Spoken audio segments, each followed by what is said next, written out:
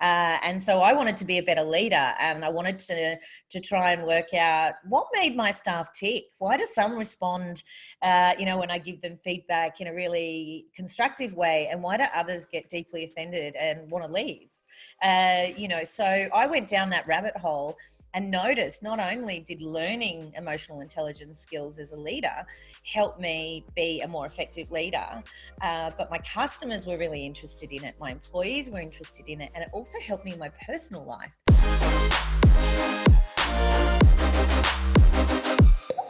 Today we're speaking with Linda Simonsen, who is an expert in emotional intelligence, which you also call emotional fitness. She is the CEO and founder of a company called Kleu, which is spelled Kleu. And she consults to some of the biggest banks, to governments, on actually how they can instill emotional intelligence or fitness, and we'll get to this part in a second, across their teams. She's been a founder and she's been an entrepreneur for over 20 years. She's been featured in a bunch of magazines, part of Entrepreneurs Organization. She has a list of accolades. But today, we're going to be very much specifically focusing on emotional intelligence. Yeah. But just before we get to that point, how did I do in terms of the intro? Great intro. Is that right? Yeah. Yeah, there's nothing else you really need to know about me, except I'm incredibly passionate about people being able to fulfill their potential in life. Yeah, fantastic. And I'm super excited today because we're talking about emotional intelligence, and there's a lot of it seems to be a trendy word right now, doesn't it? Emotional intelligence, has been this thing that they've been talking about for years. But how would you define it? Because let's start with that, because I'm super interested in knowing just what it actually is, because I feel like it's about feelings, but it's so much more than that. And that's just me being super basic right now. So so I'd love to just start with the definition. It is having a renaissance, definitely. It was probably made most famous by Daniel Goleman in the 80s. He didn't actually invent it. He just marketed it really well. And so emotional intelligence became this thing that was really focused on in leadership. Definition-wise, there's a few different definitions out there, but in a nutshell, it's really the intelligent use of emotions. So think of emotions as data, just like any other form of data. And so if you can learn how to identify and manage emotions in yourself and in other people, you can get better outcomes. So it's the intelligence required for human interaction, both to show up as our best selves so we can interact well, but also to manage interactions with other people. So it's emotions that are used as data. Is that what you just said? Is that what it is? It's because this is hard just for me to understand. And if it's hard for me, then I'm sure the other people out there that are spreadsheet people, let's call them, right? That just need, stuff in boxes.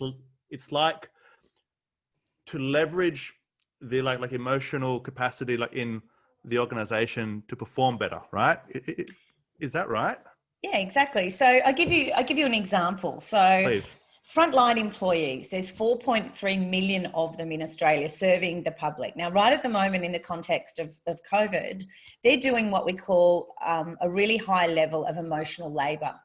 So any sort of work that requires you to either repress your emotions, so smile when you actually want to strangle the customer, or to, express, for example, empathy when you may not feel it for the person, is what we call emotional labour. So there's a whole set of skills that you can learn around managing those interactions to get better outcomes. So think of emotion as data in terms of if you are in a situation, maybe you've been in a situation, I'm sure you haven't, Alex, but where you've said or done something you later regret, and you just think, what was I thinking? Yeah, so many times in my life. Yeah, we all have. We all do, right? In the workplace, but in our personal lives with our kids, our partners, our friends, all that sort of thing. So emotional intelligence tells us that we actually weren't thinking. Our brain was responding to a threat in our environment, and so we went into what we call an amygdala hijack, or a fight or flight response. Now, it actually takes 6 seconds for the brain to catch up to that what we call reptilian response to a threat. So if we can learn how to manage ourselves through that 6 seconds so that we can actually wait till rational decision making kicks in, we can change our behaviour, our responses, and ultimately our performance at work and in life. So emotional intelligence is the intelligence of identifying and managing emotions in ourselves and in other people. Okay, it's okay. I got it. Like in ourselves, I think that's almost the harder part. I think when you normally think of emotional intelligence, I guess you think about, the ability of you to use feelings to improve a situation. But Yes. I've never heard about that 6-second time between the response and the specific thing that happened. Yeah. And for some people that's longer. Like I think for me, it's maybe longer than 6 seconds, right? So is 6 seconds like the standard, or is 6 seconds like kind of Well, the 6 seconds average? is how long research tells us that it takes for the thinking part of the brain to catch up to the emotional part.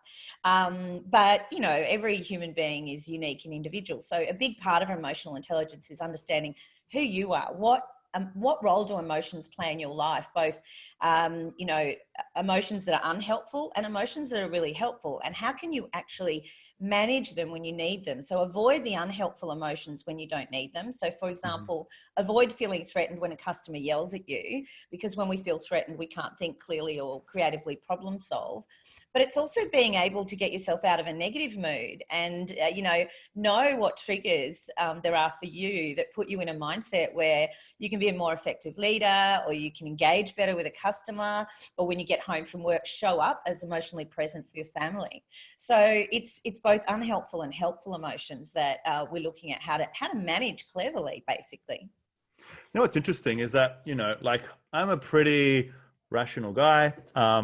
Like I've got a pretty strong mind. Like I'm extremely persistent. But when there's a really strong emotion and it's like a negative one, and it could be happening, I guess, kind of in the personal life, it's really hard to think your way out of it. Yeah. It's really difficult to think like your way out of it. And so how does emotional intelligence kind of contribute to that? Or how does it, So it's could you speak about that part, please? Yeah, absolutely. So emotional intelligence is not a trait that you naturally have. Some people have emotional intelligence in higher quantities, from a starting point, and that can be due to personality factors, exposure, learning, upbringing. But the beautiful thing is, unlike IQ, EQ can be learned, and it can be developed by as little as 25% and up to 50%. So think of it as riding a bike. So when you learn to ride a bike, you've got, you could read a book about how to ride a bike, or you could watch a video, or your parent or someone could show you what's involved with riding a bike. And then you could probably pass a test on how to ride a bike. But it's not actually until you get on the bike and you start falling off and scraping your knees, do you learn how to balance. So emotional intelligence is a set of learned skills. Anyone can learn them. Of course, you need to want to improve the way you either feel and manage yourself and show up, or the way you interact with others. But I think most people have some aspect of their life, some relationship or situation where they think, oh, if I could just fix that, or if I could just be better at that, life would be so much better. So I actually don't think there's anyone that's immune to benefiting from improving their emotional intelligence. I could be biased there. Yeah. And you can learn it on your own. I mean, it's about interaction. But when you get on a plane and they say, put your own oxygen mask on before you help the elderly or a child. So emotional fitness is just the same. And we call it emotional fitness because emotional intelligence can be viewed as a bit more of a theoretical concept. We're really focused on giving people the practical skills so that when they are in those moments of stress, they actually have some habits that they can rely on, so that they don't just revert back to what they've done in the past. So, you get on a plane and they ask you to put your own oxygen mask on first. And before we can actually serve others or interact well with others, we need to take care of ourselves first. But often emotional intelligence, any learning or training sort of stops there. And I really think that, the biggest opportunity for human beings is to improve the way we interact, because it's that connection, human connection, that really gives our life meaning. And I think we can see that right now in the current climate, how important that is. Yeah, sure. And cool. So you mentioned that it's a skill. So unlike IQ, which can't be taught, you can be taught EQ, right? And there's a set of skills. What are some of the things that people can do to kind of improve emotional intelligence skills? Well, the reason we call it emotional fitness is emotional intelligence is developed much in the same way you develop physical fitness. So Mhm. unfortunately, you can't just watch fitness videos. You actually have to participate. I've tried. I've tried Um, that too, by the way. I participate in the chocolate eating, yeah. but uh, I just watch the exercise videos. The Yeah. great thing is getting emotionally fit's a lot easier than getting physically fit. Maybe that's why I've Okay. chosen it as my area of expertise. But Sure. How do you um, do it? so first of all, you need to know which areas of fitness you need to improve. So for example, Alex, you might be really good at being emotionally aware of others, but your own emotional awareness may not be that high because you're so focused on being resilient and you're such a rational person.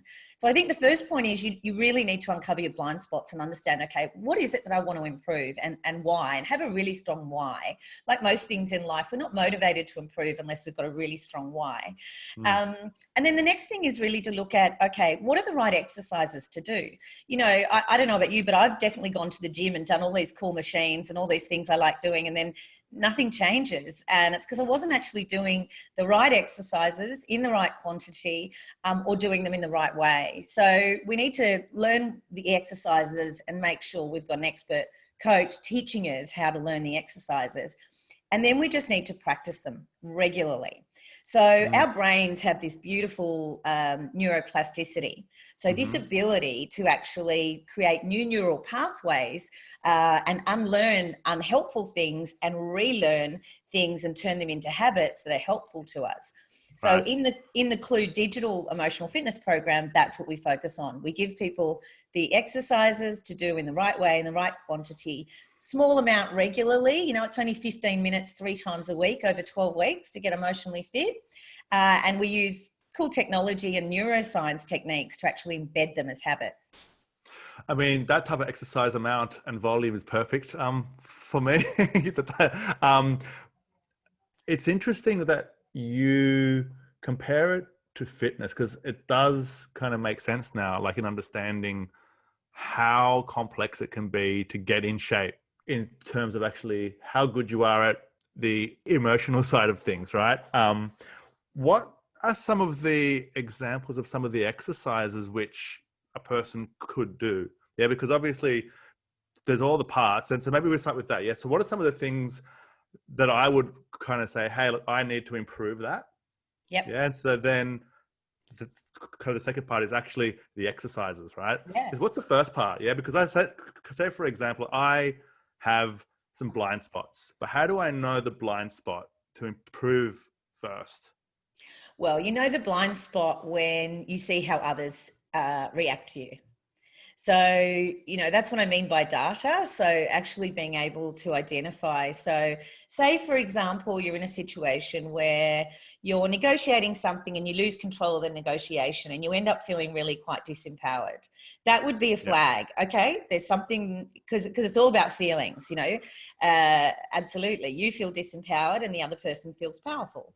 So, you know, how do you see the signs in that interaction that you may be losing power or your negotiating power, and be able to shift your demeanor, whether it's your body language, your tone of voice, Mm-hmm. or but most of the time we end up focused on ourselves in every interaction. So probably one of the simplest things that we teach people to do first is what we call first, second, and third position. So it's you know, did your mother ever say, you know, walk a day in another person's shoes before you judge them?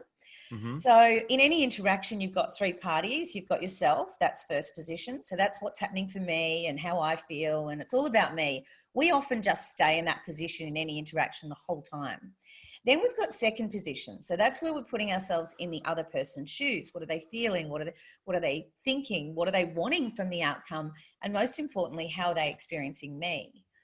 And then there's third position. So third position is where you're a neutral observer, and you elevate yourself up above the interaction that's happening between you and someone else, and actually have a look at it from a third person neutral point of view to take any Mm. emotion out of the equation. So that's just a little example of one of the techniques we use to actually help people learn to connect with other people and show empathy. Empathy is the biggest tool that we can use for connection. And you mentioned earlier that, you know, that you're quite a resilient and a rational person, there's been a lot of emphasis for a long time on building resilience. And, you know, it depends on the definition of resilience that you use. Resilience is really important, you know, being able to get back up when you've been knocked down. But it shouldn't come at the cost of other things such as empathy and connections. And so that's where emotional fitness is very much about going beyond the me and the I and into connection with others. And how do you make those more meaningful and fruitful?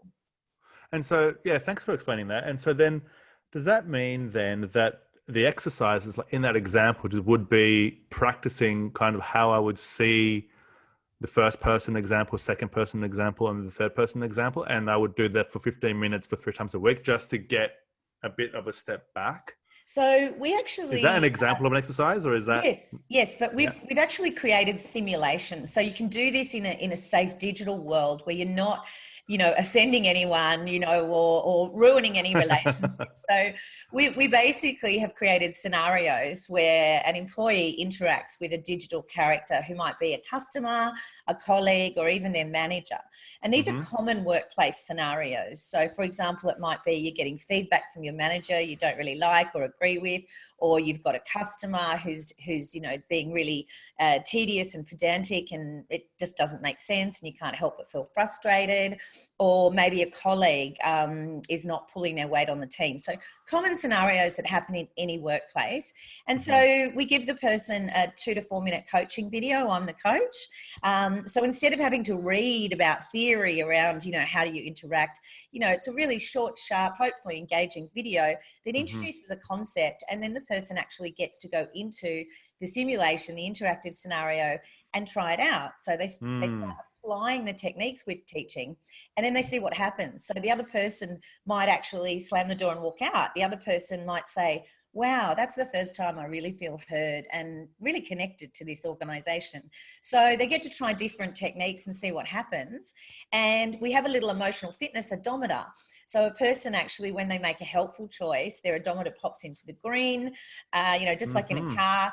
And if they make a choice that's not that helpful, it pops into the orange. So people get real-time feedback as they're going on how it's going. And then I pop in, or a digital version of me pops in as a coach, you know, over their shoulder and says, hey, you're doing great. You did that really well because, or maybe you could have gotten a different outcome if you tried X, Y, Z. Have a go at it. Yeah, sure. So you touched on some fantastic topics, and I'm going to try to speak about them each so we can just get a lot of information out there just on this topic. But the first one is, you mentioned empathy. Is empathy the same as emotional fitness, or is that just the main emotion or the main trait or whatever else it is in emotional fitness? So emotional fitness is really about 3 things. It's about being able to manage myself, so be emotionally aware and understand the role that my emotions play in my behavior and in my performance, and also know how to regulate that. The second part is what we call connection skills. So empathy is really a very important part of connection. I don't think you could ever build a connection with someone without being able to demonstrate empathy. And then in the third part, it's all about collaboration, which is about taking empathy to that next level, building trust and being able to negotiate outcomes. You know, empathy isn't, sometimes people think, you know, they confuse empathy, sympathy and pity. You know, pity is when you feel sorry for someone, and it's actually not very positive, not very helpful, because it suggests the person is inferior to you. Yes. You know, compassion is when you're taking responsibility for someone else's emotions, even though you may not have caused them. Empathy is the healthy choice. So empathy is about being able to share the emotional experience with the person. So, you know, if an example might be, you know, you've never been in a situation where you've been fired from a job. But so if you're sitting in front of an employee and they're getting fired, it's hard to empathize, because you might be thinking, well, I would just never let that happen, for example. But you would have been in a situation where you felt humiliated. Or like a failure. So true empathy is actually finding the equivalent emotional experience, the parallel emotional experience, and then being able to actually reflect that back to someone and acknowledge what they're feeling and how you may have been in that situation before. And immediately it creates connection. And I think that, if we all approached each interaction just from a place of empathy, what's going on for the other person, taking a moment to find out, and then being able to think, oh, I felt like that. How did that impact me? Would make a huge difference to our interactions, both at work and in our personal life. That comes back down to the first point, right? Like in being able to manage like your own state, right?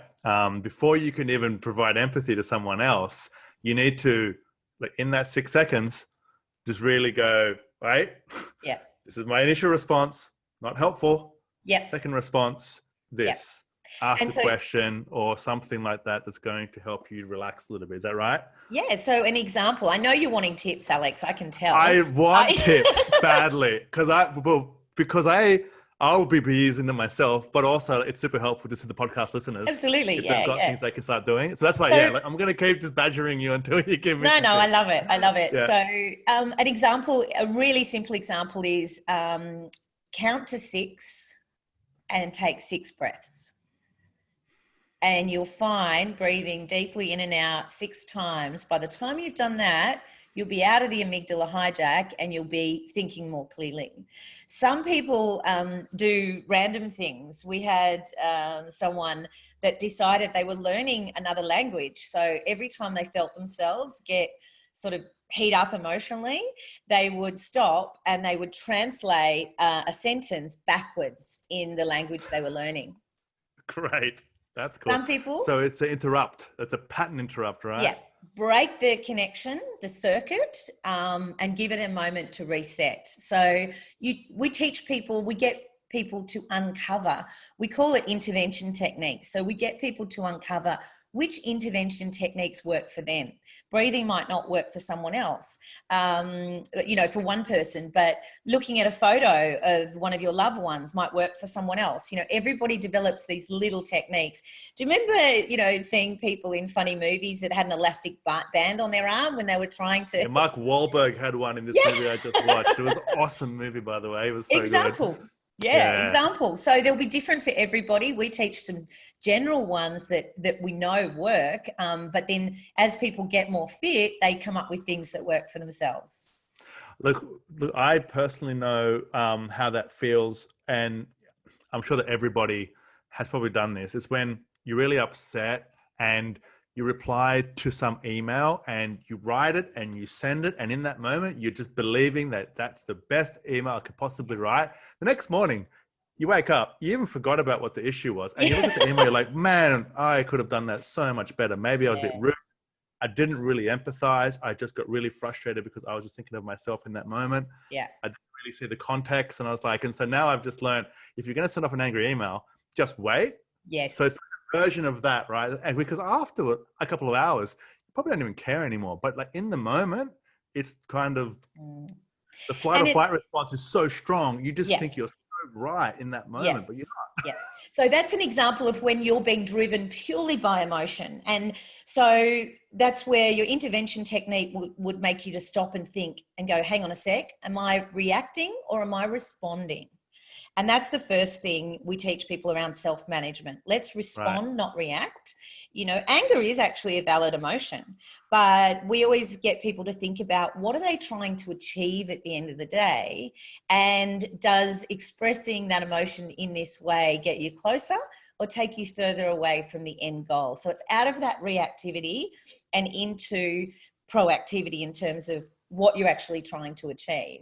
I think that the angry email is a really good example, because I think everybody sent one and afterwards, thought, oh, maybe I could have done that differently or why did I send it differently? But also email often gets received by the person on the other end very differently to the intention that it was sent with.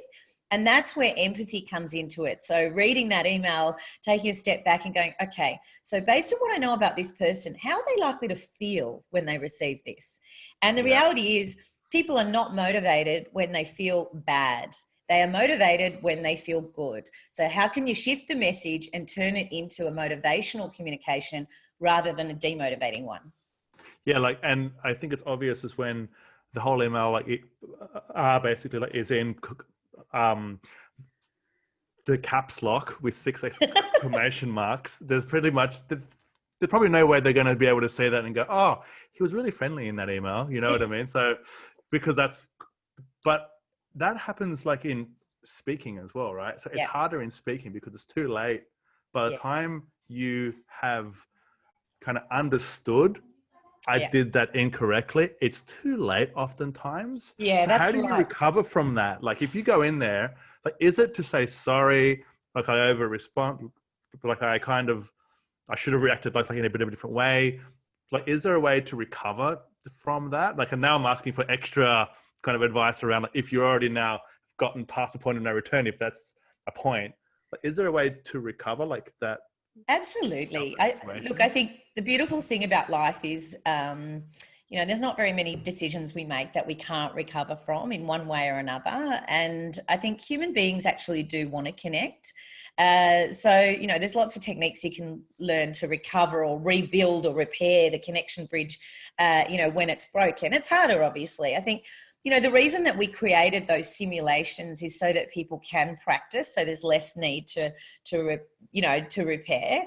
And to actually embed the skills as habits. So you actually don't have to think, oh, I better do that. If you practice something enough, it actually becomes like a set of habits that in those situations you automatically revert to. So that's how we use technology and experiential learning and gamification in the program, because that helps build the habits. We can all sort of learn hints and tips, but as I said, like, you've probably been to a course or you've listened to something. I remember when I listened to Simon Sinek's Why. I mean, he's brilliant. I love it. And I walked around going, right, I need to focus on the why. And then I went, but how do I actually do this? How do I bring it to life? So it's really about getting out of theory, getting it into practice, practicing enough so it becomes a new way of being, a new set of habits. Think about back to physical fitness, when you work on your core strength, and then in any situation, you're going to be stronger, less likely to get injured, more flexible. Emotional core strength is the same. If you work on it and you build your core, then in any situation, you are going to stop and think before you react. You're going to see the signs. You're going to notice your body temperature's gone up or your palms are sweaty. You're going to go, oh, that's a little alert. I probably shouldn't jump in here. There's definitely ways to recover. That's a whole piece because that's about trust. Oh, that's that last part. That's that third part, right? That's that trust part. Trust. So it's you, it's them, and then it's trust. And that third part is the difficult part. That's almost the hardest part, isn't it? Well, you actually can't. Well, it's the easiest part to break, but it's the hardest part to rebuild. Is that right? And you can't actually get to a point of trust without self-management and empathy skills. So there's really two elements to trust. There's competence and character. So have you ever met someone who's really competent at their job? They're so good. They often keep their job or stay on a team because they're so bloody brilliant at what they're doing, but you can't rely on them. So you don't trust them. Right. Alternatively, you'll have someone else who you can always rely on, who always follows through, and they just have, a wonderful character and work ethic, but the work's not up to speed. So we teach people the importance of competence and character in building trust and feeling trust for others. And then we ask them to evaluate where do they sit on the trust matrix with the people they commonly interact with, and how can they shift from one quadrant to another by being more reliable, communicating better. Yeah, that makes sense now for why, like for some people that in the past, like I liked, but then they weren't that good at their job, so I didn't like them as much anymore because I didn't trust them now, right? I didn't know that was because of trust, because like you trust them as a friend, but then you can't trust them in their job. That's really, really interesting. Yeah. Let's jump quickly to leadership and emotional fitness. I'm going to finally call it emotional fitness now. And everyone's like, don't you mean intelligence? Like, no, it's fitness because it's like an exercise. But leadership. How important is emotional fitness in being a good leader? Oh gosh. Well, look, there's lots of studies that have been done that looks at the relationship between emotional intelligence and leader effectiveness. So, for example, there's this quite old now scatter plot that shows the higher the emotional intelligence of a leader, the more engaged members of their team, to the point where there's no one on their team that's disengaged. So, and the link between engaged employees and then high performance organizations that higher earnings per share, faster growth rates, more engaged customers. That link has really been well made. But I guess in a nutshell, have you ever been inspired to do your best, give your best by a leader who is angry, emotional, doesn't listen to what you say, reacts, and is not interested in collaboration? Not really, no. No.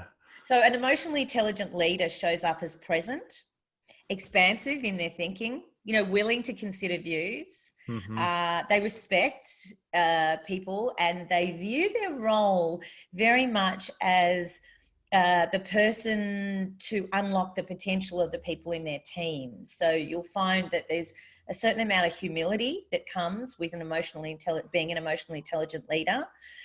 So EI in leadership's been well researched. I think I got really interested in equipping frontline employees with emotional fitness because they often don't get access to this sort of leadership development. Leaders often have an element of emotional intelligence in any leadership program they may do. But our frontline employees, and there's actually 4.3 million of them on the front line in Australia at the moment. Wow. And you can imagine how much emotional labour they're doing. So we really set out to democratise access to emotional intelligence development and take it down, beyond or below leadership, and actually give it to the people who are interacting with customers day by day in a lot of really stressful situations, particularly at the moment. Yeah, sure. I am going to have to bring it back to leadership though, because we have a certain audience. I know there's a fantastic, it sounds like I just heard the why, of Kleu, which is fantastic. A lot of the people that are going to be listening to this podcast are going to be in a position in terms of the fact that they are going to lead teams, or they want to lead teams. And so I'm going to just take it back a second to leadership, if that's okay, Linda. Yeah. If I want to become a leader, do I need to be emotionally fit for that? Or can I be a leader and not be that fit in terms of EI? Look, I think it depends on the industry that you're in and the organisation that you're in, but there's no doubt that, organisations are becoming much more humanistic, and employees expect employers to be empathetic. They expect their leaders to be emotionally intelligent. There's a big emphasis on diversity and inclusion in workplaces and helping develop other people. So I'm not sure that you could really be an effective leader without emotional intelligence skills. I would eat my hat if you can find a really effective leader that's not emotionally intelligent. And in fact, I, went on this journey myself before I built Kleu and developed the emotional fitness program. And so I wanted to be a better leader, and I wanted to try and work out what made my staff tick. Why do some respond, when I give them feedback in a really constructive way, and why do others get deeply offended and want to leave? So I went down that rabbit hole and noticed not only did learning emotional intelligence skills as a leader help me be a more effective leader, but my customers were really interested in it. My employees were interested in it. And it also helped me in my personal life, because these skills aren't just for the workplace. These are basic human interaction skills. And that's why I'd argue that you can't be a leader without emotional intelligence, or, on a journey to develop your emotional intelligence. Yeah, I think there's all kinds of leaders out there. And I think there are certainly leaders out there that are not good at this stuff. And you can tell, that the people who report to them maybe don't get the same motivation, excitement, kind of support that that they could be getting, and that affects the company overall. But then, as a company, what do you do if you are now kind of promoting people because they are awesome at their job and they're and they have got their skills, and so the next level is not to do the work, is to manage others, right? Like, this is that thing, right? Is that you can produce well to the point that you start to manage others, but you haven't been taught. Yeah. So how does a company ensure that those people have the right capabilities? Because otherwise they're going to learn at the cost of the people kind of who report to them, right? Yeah. And unfortunately, I learned the hard way. I'm still on a journey developing my emotional intelligence. The beautiful thing is it's sort of a lifelong learning journey, which is a pleasure to go on. So instead of being left going, oh, why did that happen? You start to understand, you have a framework. I think that first of all, organizations are really starting to distinguish between technical competence and social competence, and more promoting leaders on the basis of their social skills, their ability to optimize teams. But often, and I've made this mistake as well, we take the person who's the best sole contributor on a team and we go, they are so good at their job, let's make them the leader or let's make them the boss. And there's obviously a big distinction between a manager and a leader. A leader is someone who actually people want to follow because they believe in the vision. A manager is someone that organizes resources, around a project or a goal. So it's a lot more technical. So, there's the best way to evaluate someone's emotional intelligence in a leadership context is to do a 360-degree assessment. So that's where you rate yourself, and then your colleagues, your manager and your employees provide you with anonymous feedback on say 5 or 7 emotional intelligence competencies, depending on the test that you use. And you get this clear picture of where your strengths are and also where your blind spots are, which you mentioned at the beginning. And then you know exactly what you're good at and you want to keep doing more of, and also what your development areas are and what you need to work on with a coach. Okay. Great tip. There's something really solid there. So you can do 360-degree reviews to really uncover the people who are more naturally suited to leadership roles. Yes. And does that mean then that so you're promoting for the role, not for the person, right? So it's like, because the person who's a fantastic sole contributor, they may leave. And so oftentimes, like, you think, well, if they want progression, they should have the progression here. But that may actually go against you. Is that right? But because then so they may not lead the team as well as the other person who may not be as technically competent, but they are a lot more emotionally fit. Is that right? Yeah, well, that saying that people leave managers, not organizations. So I think the person that each employee individually reports to is the most important person. You can have an amazing, CEO or founder of a business, but sometimes there can be a gap between the promise that they deliver and the culture that they espouse and, the employee's experience with their immediate manager. And so that's the trick, to get, the immediate manager delivering, their culture in action. So whatever the boss wants the culture to be, that manager needs to be able to role model that in every interaction. Otherwise there's this gap. And we talked about trust. Trust gets broken because an employee joins an organization thinking it's like this, but then their experience is like this.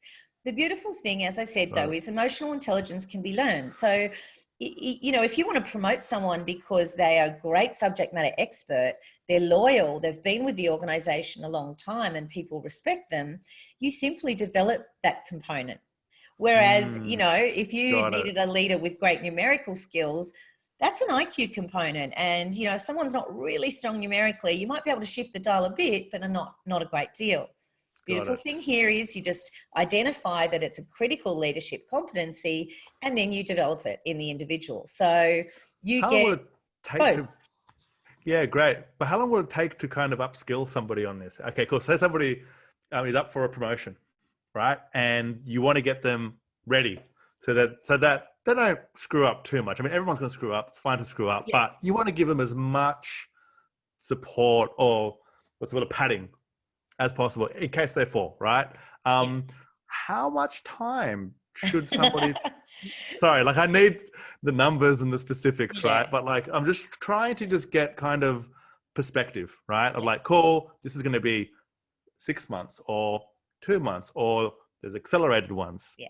Well, look, the reason that our program is 12 weeks is because it takes 90 days to create a new habit. It's not 21 days like it's not 21 days. It's 90 days to create a new habit. So I think, if you were wanting someone to go for an interview for a leadership role, they don't have to go from zero to hero overnight. But I think creating the awareness for them and then them deciding they want to go on a learning journey and then working through it. But say there's 7 competencies. Well, if you were doing it in a traditional way, I think it would probably take a 12-month journey of, classroom-based training and then sort of trying and practicing it. The beautiful thing about digital is that you accelerate that process and you don't need time in the classroom because you're putting people in scenarios where they get to practice. So I'd say minimum 12 weeks and up to 12 months if you're using traditional methods. That's great. And I mean, it's obviously a skill that they'll have their whole life. And like, if you deal with people, it's the number one skill. It's the highest paid job in the world is, trying to manage like a bunch of people. Like it's the hardest part. And it's also the hardest thing. It's so complex because everyone's different and there's like differences. It's not like your SEO or like email marketing or the most complex thing. The people side of things is so complex. And leaders, not only does it make them a better leader, but we do need to put on our own oxygen mask first. And if you're trying to deal with and meet the emotional needs of everybody on your team and forgetting about your own, you very quickly burn out. And so, actually it's actually an emotional well-being initiative as much as it is a leadership capability, if that makes sense. I think it's critically important for leaders to look after themselves before they look after others. And what are some things which a person can do to look after themselves? I'll give you a little example. So human beings are a little bit like a kettle. When a kettle is full to the brim and you put it on to boil, it takes quite a bit of time to boil. But if the kettle's empty, then you put it on to boil and it can't take much heat and it boils over quite quickly. Right. So if a leader notices they're boiling over quite quickly, we know that what we call their emotional tank or their emotional bucket is empty. And so the best thing a leader can do is understand where's their emotional tank at. And when they have interactions that drain the emotional tank, and there's plenty of them that happen, just being aware that that's just been an interaction or a situation that's drained the emotional tank and then consciously refilling it. So people will have all different ways to fill their emotional tank. Mine is slightly weird, but beautiful. I float on my back in the ocean. So when my tank is getting empty, I go off and do that. Someone might surf. Another person actually might call one of their kids for a laugh and a giggle. Someone else might play a piece of music or look at a photo. So it doesn't really matter, but it's just that consciousness around where's my tank at? Do I need to fill it? If so, let's take a few moments to fill the tank. And that is a wonderful way to just self-regulate and stay emotionally present and healthy in all those emotional interactions you have as a leader. And so you might take a couple hours off and, to do something that is fun for you, that's extremely relaxing, that's happy. It could be 20 minutes. It could be a couple of days. It could be a week, right? Depending on kind of like how empty it is and how big the demands are, right? Yeah. And it's just being aware that you can't run on an empty tank. You start spluttering just like a car does when it starts running out of petrol. And if your tank is low, everything's going to seem harder. And it's going to be really hard to show up in the right mindset to engage with customers, staff, suppliers, whoever it may be. So just being mindful of the tank and making sure it's full or reasonably full before, you engage in something that's important. Yeah. Okay. That's fantastic advice. Thank you for that. This is such a good podcast so far because these are all questions I've always had about this topic. Let's jump quickly to measuring it, because I know this is something which you have to do kind of as part of the consulting, especially to these huge organizations, right? Because they're going to want to see the data, right? It's like, yeah, this is fine, got it. It's the cost, but what's the data show? Like, how do you track this? Yeah. Okay, so here's how we measure emotional intelligence. If you're a leader, you get to do that cool 360-degree assessment. It's quite time consuming. You need to get everybody doing their feedback. You pay for that, obviously, and then you get a coach to debrief you. So that's, a process in itself.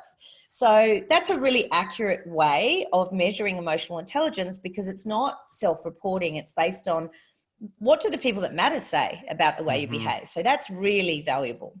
And then, of course, you can take that person's overall emotional intelligence score or their score on certain competencies and compare it to how their team performs, whether it's sales conversions, customer NPS, staff productivity, sick days, whatever it might be. So you want to really take the emotional intelligence scores and look at the correlation with business metrics. And that's how you really start taking emotional intelligence out of the realm of nice to have into actual, tool to drive business performance. So 3 or 4 years ago now, actually, we measured the emotional intelligence of over 1,000 frontline employees in customer service and their managers. And this was in really large organizations, in, fast moving consumer goods, insurance, banking, government, all logistics, everywhere. And we were able to look at the correlation between things like employee engagement, customer NPS, sales conversions, productivity, how effective people are at their jobs, and then also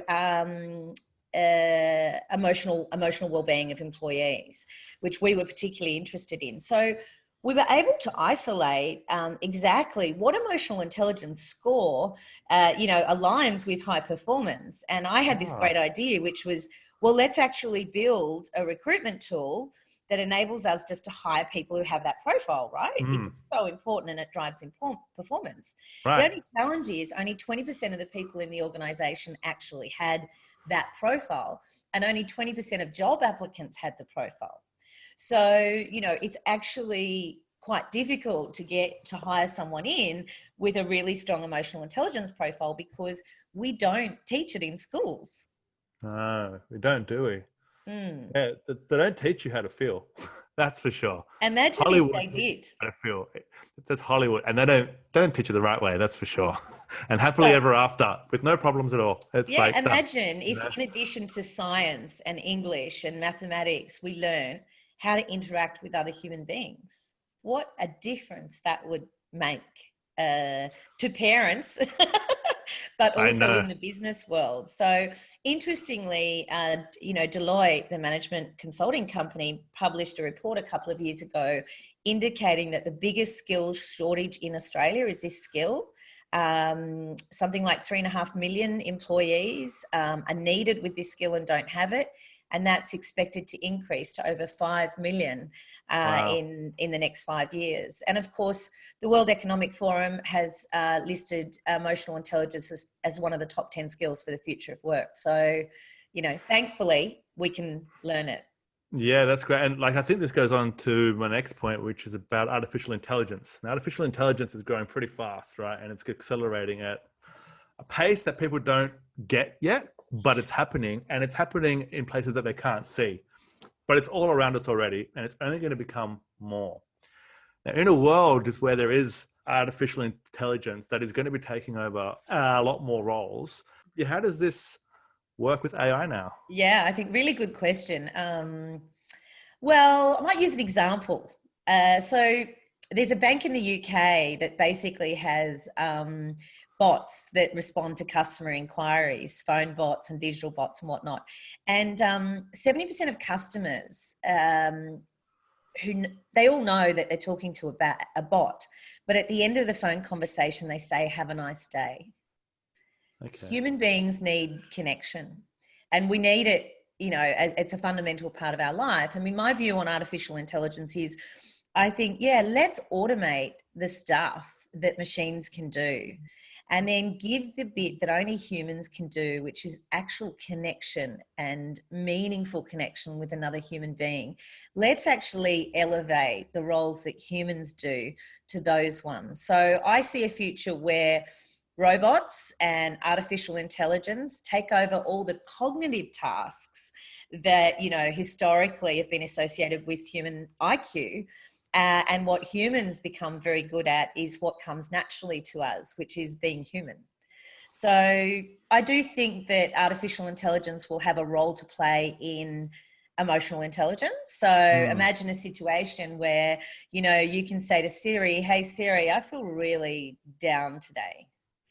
And Siri can ask you some questions, let you know some common techniques to deal with that situation, and you can maybe learn and grow. So that's an example of the interaction of AI and EI, if that makes sense. Yeah, no, it does. And like, I'm asking you questions now that have no answers right now, but I just wanted to kind of understand like your perspective on it, right? You do your best, right? But so it would seem that AI could figure out the words to say and the things to say at the right time. And yet it probably isn't going to work because it's how the person receiving those words feels, right? It's not just words, is it? It's like you can feel when someone cares about you or not. And you can feel when someone doesn't care about you, but is saying the same words. And the best example of this is I was in the US and I was at a coffee shop at the airport, and the lady there had a fake smile and was saying the most polite words, but everything in her body was saying, get the hell away from me, right? Yeah. But she was but the words were good. And it would feel like that's the artificial intelligence version of emotional fitness. Is that right? Or is that not right? Like, I don't know. Like, I'm trying to understand the difference between it. I think that's actually not a bad analogy. I think, you know, there's a difference between emotions and feelings, and that might be worth explaining here. So emotions are the raw things. You know, you have an emotion, you know, you're angry, you know, you're happy, you know, you're sad. And, you know, animals have emotions, right? The difference between an animal and a human is that human beings can apply complex thinking to emotions. So we can actually think about the emotion, and we can either think in a constructive way about what we're feeling, or we can think in a non-constructive way. So, you know, for example, you know, some people fall into what we call a thinking pattern called catastrophizing. So, you know, you feel frustrated and then your mind kicks in to that feeling of frustration and you start talking to yourself, you know, that little inner voice, and you start talking to yourself saying, oh my God, I always get this wrong. I'm never going to get this right. This is going to be a failing. And that then creates a mood, right? That you can get stuck in. So they're the sort of things we teach people. But, you know, there's this difference between an emotion and a feeling. So I think a computer can definitely think about emotions. But it can't actually happen. It can't, can it? It can't happen. So it's not feeling the emotions. So it can't apply the thinking. Maybe some clever person will find a way to help the computer feel, you know, the real thing. And examples, and I've looked into it, is facial expression. You know, we often, in very basic early on emotional intelligence tests, you had to sort of identify what emotion someone was feeling. But they didn't have Botox then. Right. Another thing is pulse. So, you know, you can identify obviously someone's heart rate if they're stressed or not. But it doesn't, it says it's a yes, no, it's a binary. Yep, they're stressed, or they're not, they're in a resting state, but it doesn't tell you the emotion associated with it. You can't distinguish, is it fear? Is it excitement? Is it, you know, so I think we're a long way away from AI and EI coming together. Maybe it'll happen one day. I'm not sure it would be in my lifetime, because true AI, I think in its true form, where you use machine learning and the machine starts learning in its own way beyond, you know, any knowledge we could create ourselves. I think there's very little of that really happening in the world. And I think it's going to be a long time before, it happens from an emotional intelligence point of view, but never say never.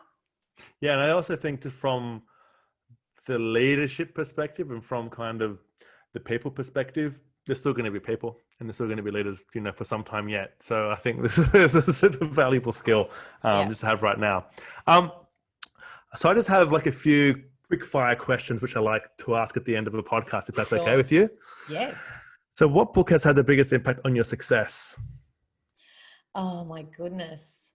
Stealing Fire, which is a really interesting book about how you get and keep human beings in a flow state for high performance.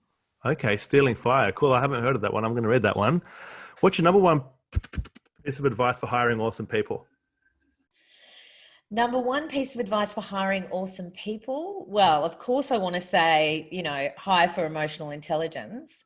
But I would probably say focus on values, alignment between the company values and that person's individual values. Yeah, great. And how do you relax after a crazy day at the office? I float in the ocean. Yeah, like I already had that one before, but I thought I would still ask it. I love to cook, and yes, I do drink wine. You do drink wine. Yeah, I like to drink wine too. So what's your best piece of advice in terms of time management and productivity? Yeah. How to use, okay. So I've had to learn the difference between urgent and important. It's really easy getting caught up doing urgent things. I now focus on what's important over urgent. I don't know how hard that is, that's for sure. What's the best piece of business advice that you have ever received? Cash is king. Oh yeah, that's a really good one. And like you don't really get that one until you get it, and then you're like, "Yep, got it." Cash flow. Yeah, like what do you do for fun? Oh gosh, love to travel. Obviously not a lot of that at the moment. Really love having big dinner parties and getting interesting people together to have amazing conversations about life. Yeah, that sounds fun too. Is there anything else which you'd like to share with us about emotional fitness or emotional intelligence? No, that we haven't covered so far. I think we've covered quite a lot of ground. I mean, I think it's it can really take the heavy lifting out of leadership. It did for me. And then I guess I really wanted to see whether or not we could provide access to these skills to other people, not just in leadership roles, because, ultimately it's our entry-level staff that are our future leaders. And I think everybody at the moment could do with some help around the heavy lifting emotionally associated with work and life. So if anyone's curious, then obviously there's lots to learn, and it's a journey you go on, not just a bunch of hints and tips that you adopt and, it changes overnight. I mean, I want those hints and tips. I know you do. Yeah, I do. So in terms of the companies that can hire Kleu, is there a specific size of company? No. Or is there, so it's basically any size, from say 5 staff to 50,000, it's fine. Yeah, absolutely. I mean, the program is built to scale, so it's fantastic for very large organizations. But the whole idea is democratizing access to this. So whether you've got 1 employee and you want to improve their emotional fitness, or you've got 10,000, it's the same program completed in the same way, and done pretty easily at the moment on any device. So whether they're working from home or in the office, it's easy, and it's really just a journey that people go on and enjoy along the way that delivers better business performance. Fantastic. And how do people get a hold of you? www.kleu.com.au, Kleu. website. Kleu, right? Kleu. Kleu. You know what it means? What's that? To be heard. Oh, cool. That's .com or .com.au? .com.au. Fantastic.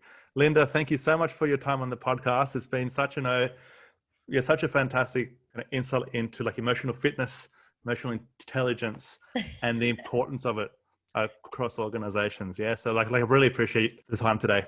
My pleasure. Thank you so much. Bye, Alex. I'll talk soon. Bye-bye. Thanks for listening to the Growth Manifesto podcast. If you enjoyed this episode, please head on over to iTunes and give us a 5-star rating. For more episodes, please visit growthmanifesto.com/podcast.